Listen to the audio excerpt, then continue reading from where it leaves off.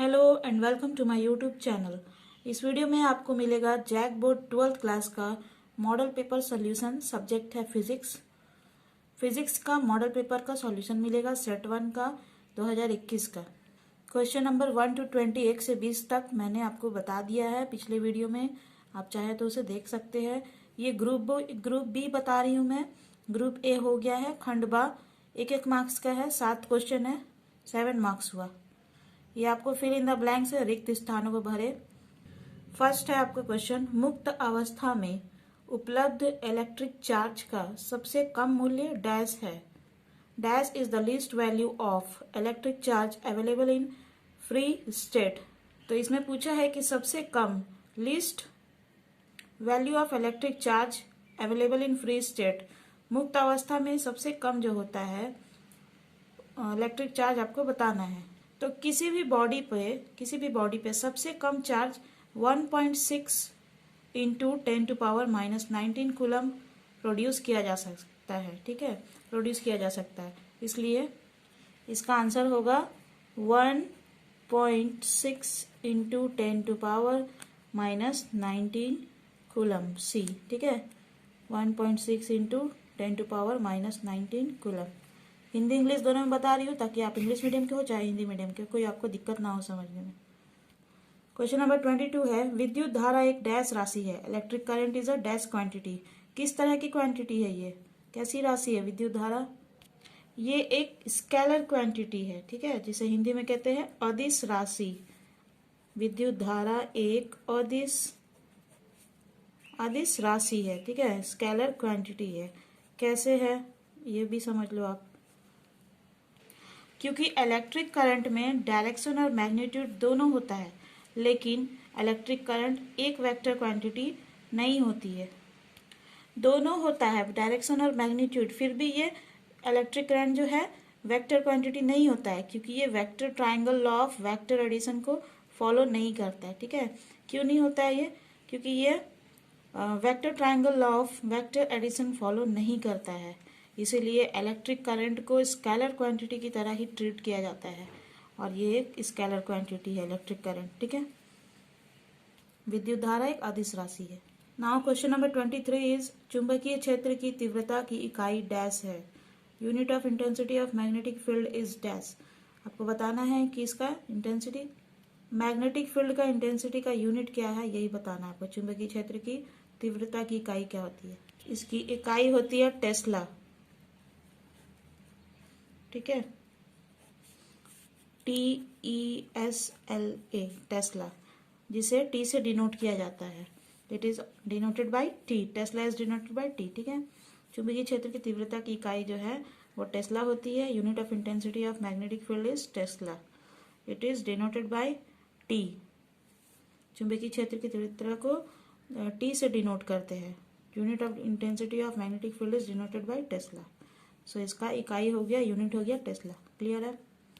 चलो question number 24 है, स्वप्रेरण को डैश की जड़ता के रूप में भी जाना जाता है। Self induction is also known as inertia of dash. किसके इनर्शिया के रूप में जाना जाता है? स्वप्रेरण को विद्युत की जड़ता के रूप में जाना जाता है। ठीक है, बिजली विद्युत की जड़ता के रूप में जाना जाता है। आम भाषा में विद्युत को कहते हैं बिजली। Self induction is also known as inertia of electricity. ठीक है, इलेक्ट्रिसिटी। हिंदी इंग्लिश दोनों में बता रही हूँ ताकि आप किसी भी मीडियम से हो कोई प्रॉब्लम ना हो समझने में। Self induction is also known as inertia of electricity.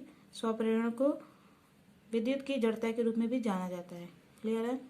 चलो क्वेश्चन नंबर 25 है, 1 EV डैश जूल के बराबर होता है। इसमें आपको बताना है कि आपको इसमें पूछा गया है कि एक इलेक्ट्रॉन वोल्ट कितने जूल के बराबर होता है। 1 electron volt is equal to dash joule. कितने जूल के बराबर होता है?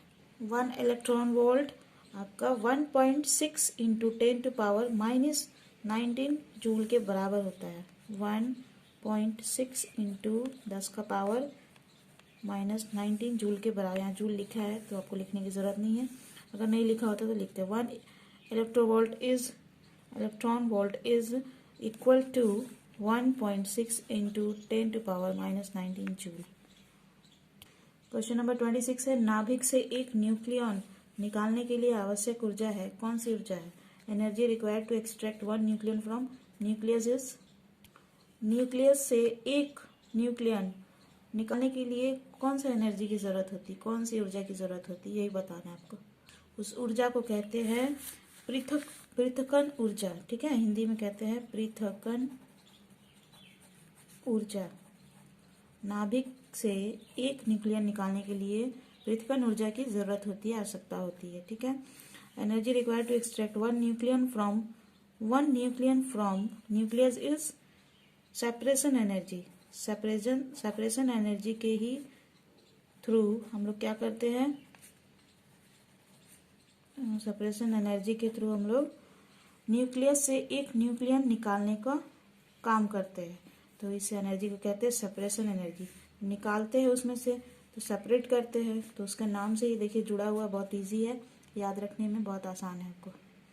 चलो, इस वीडियो का लास्ट क्वेश्चन 27 नंबर, डैश तापमान पर एक आंतरिक अर्धचालक एक परिपूर्ण इंसुलेटर की तरह व्यवहार करता है।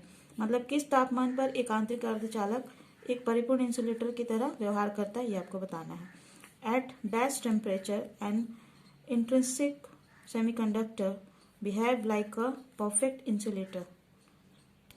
तो इसका टेम्परेचर क्या होना चाहिए, एब्सोल्यूट 0 होगा, तभी एक सेमीकंडक्टर जो है परफेक्ट इंसुलेटर की तरह काम करता है। ठीक है, तो एब्सोल्यूट 0, कोई भी सेमीकंडक्टर 0 केल्विन टेम्परेचर पर, 0 केल्विन जब टेम्परेचर हो तब परफेक्ट इंसुलेटर की तरह बिहेव करने लगता है। ठीक है, तो इसका आंसर होगा 0 केल्विन, 0 केल्विन।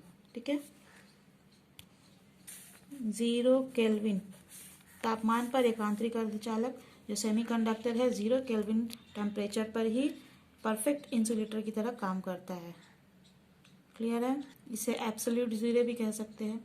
सो गाइज, अगर आपको ये वीडियो पसंद आया है तो प्लीज़ इसे लाइक करिएगा, मेरे चैनल को सब्सक्राइब कर लीजिएगा और इसे और स्टूडेंट्स तक पहुंचाने में मेरी मदद करिए। आप लोग प्लीज़ इसे शेयर करिएगा। And thank you viewers for watching this video.